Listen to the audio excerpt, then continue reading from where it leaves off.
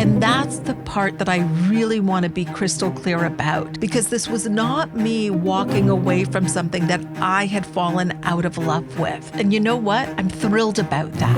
And this is the one that almost nobody talks about, but you can feel internally that it is done. 6 years, 1,500 mornings, clients across every time zone, creating 7 figures. Oh, and the coffee, all the coffee. And I ended it. The clients were getting amazing results. I loved doing them. And yet I still ended the morning call.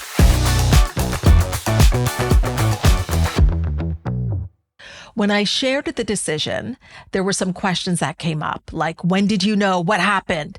And I am going to take you into my thought process in completing something that is actually successful.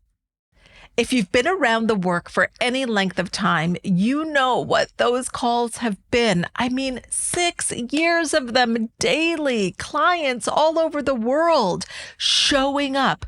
The methodology, my methodology, basically living inside that container. So this is not a small thing, and I am not framing it like it's a small thing, but I also don't want to be dramatic about it because honestly, the decision itself did not feel dramatic when I made it.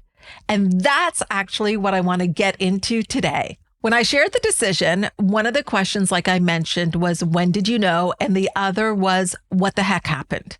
People were looking for the moment, the trigger, the thing that finally tipped it over. And I want to be super clear about this. There wasn't one. Nothing happened. There was nothing external. I wasn't burnt out.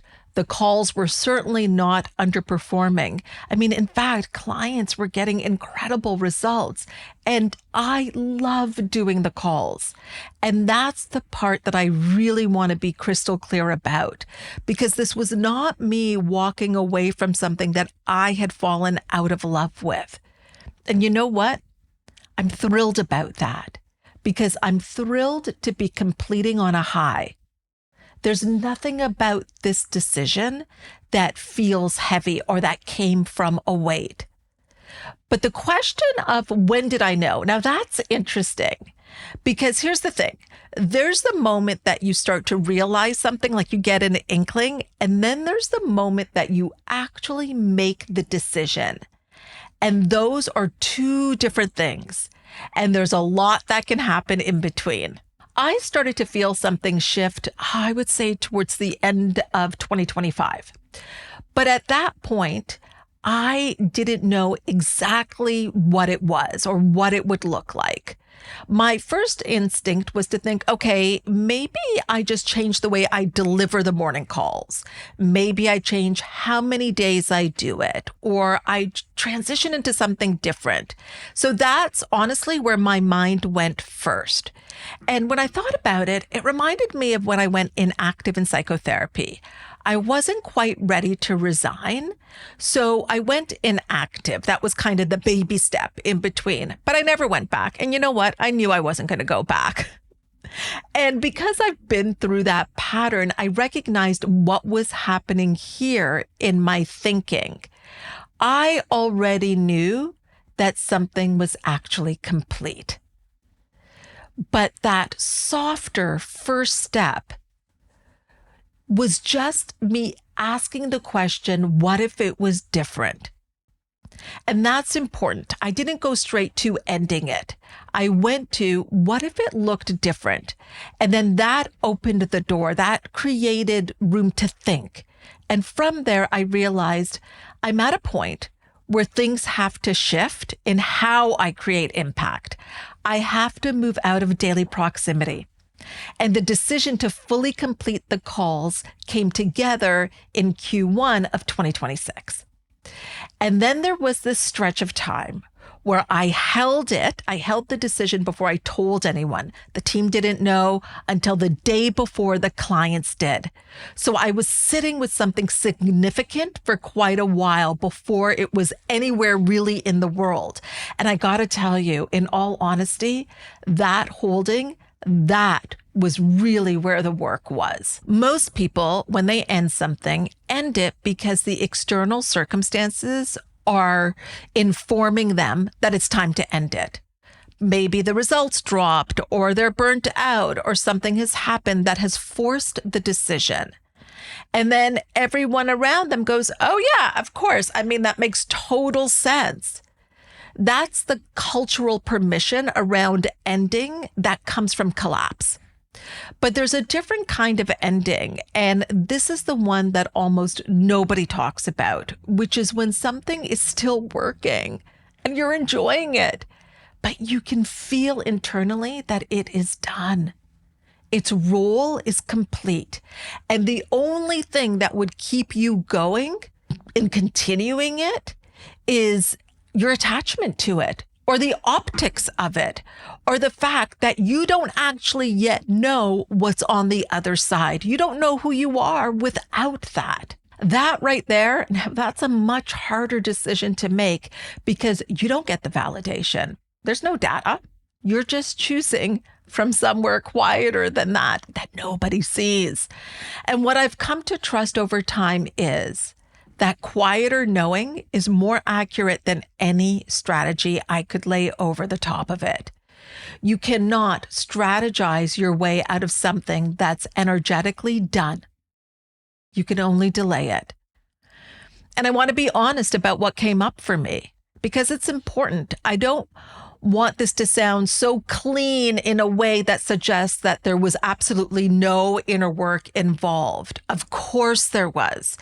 And the biggest thing that came up was looking at some subconscious patterns that I had around this. It was around really how I create transformation. For 6 years, the morning calls have been the place where if there is anything out of alignment for a client, I can address it right then and there, in the moment. Now, that's a particular kind of intimacy and proximity. And what came up for me was, can I still create that same level of impact at another level in a different form? That was the real question, not whether to end the calls, whether I could trust myself to lead at this next level and have the same impact or more in a different way. And also, I want you to know, I'm asking myself this when I don't even know what the next level is. There were also smaller patterns. What if someone else fills this space? What about the closeness that I have with these clients? The fact that I know every single person's goals, everyone's life, just from hearing it on the call. All of that came up. I mean, of course it did. That's what proximity looks like. But none of it was a reason to keep going. They were just patterns, my subconscious concerns, and I had to look at them clearly and move through them. The other thing that I want to name, and this is honestly maybe the part that I find the most interesting, is, I love this, is that my clients saw this whole thing happen in real time. They weren't getting a polished announcement after the decision had already been made and packaged. They were in it. They saw the considerations. They saw me sit with it. They saw me make the call and share it with them without urgency, without panic, and without over explaining. And I love that. That's what I love about this work, is that they're seeing it in real time. They're experiencing it. And I think that matters way more than people realize, because most people will learn leadership conceptually. They read the books, they buy the courses, they listen to the podcasts, mine included. Thank you for being here. And of course, that's all useful. But conceptual understanding doesn't change how you make decisions. What changes how you make decisions is being close enough to someone making them at a different level that you start to recalibrate without even noticing. And this is happening in our community.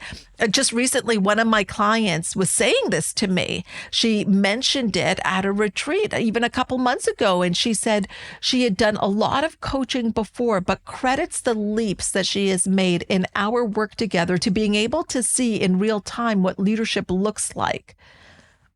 How I've addressed changes on my own team, when someone is critical of me, and what it is like to show up consistently. What my clients are experiencing now is seeing when a decision has been made and there's no visible thing to land on. And this is what we teach.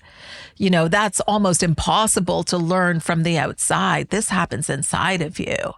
And you really only get to see it by being close to someone in the middle of it.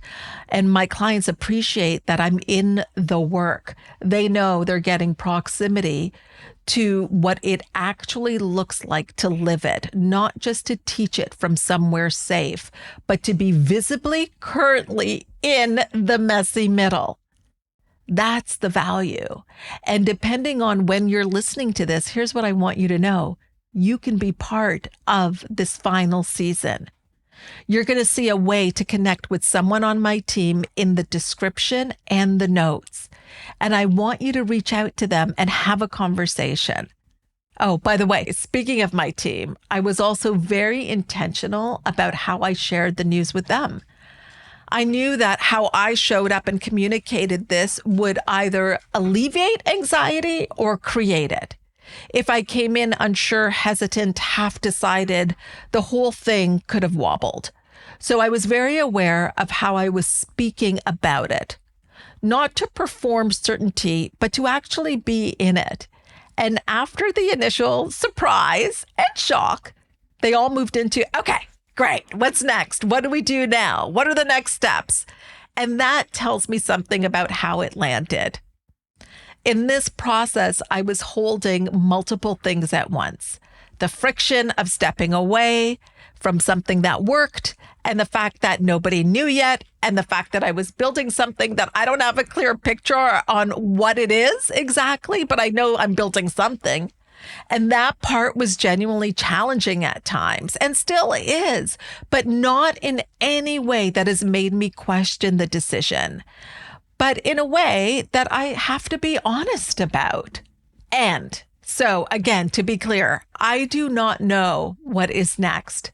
I've got kind of pieces of it, inklings of it, but I'm also not rushing it. I'm letting the space do what space is supposed to do. And what comes next is going to come from God, source, universe, just like the morning calls did. There is no pressure for me to prove that completing this was justified by whatever follows it.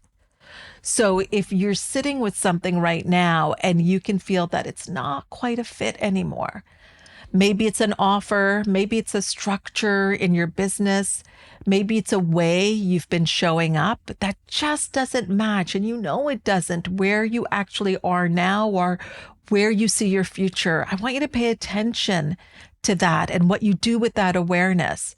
Notice if you start immediately building a case, or you start looking for problems that would justify changing it.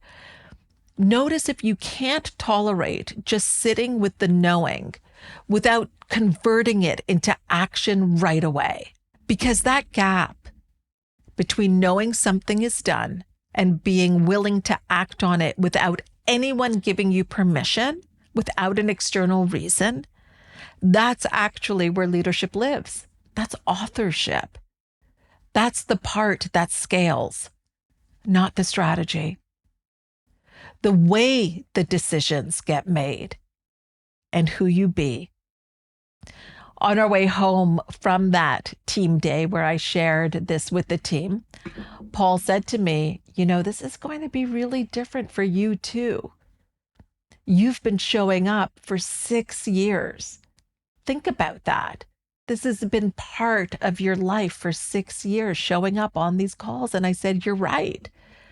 And then I thought about that, and I thought about that last day when I will be completing the morning calls, and the way to celebrate and honor this really incredibly sacred container that is responsible for so much transformation. And I thought, what would be good? To go on a trip. Just Paul and I. Go on a trip. Go somewhere warm, because it will be winter here in Ontario, Canada. If you have an idea of where I should go to celebrate the completion of this sacred container, let me know. Send me a DM in Instagram at Coach with Hina. And remember, if you want to be a part of this final season, book a call with my team and we'll give you your options so that you can be with me in this daily proximity while it is here. All right. Thanks as always. Rate, review, subscribe, download, do all the things. I appreciate you. Bye for now.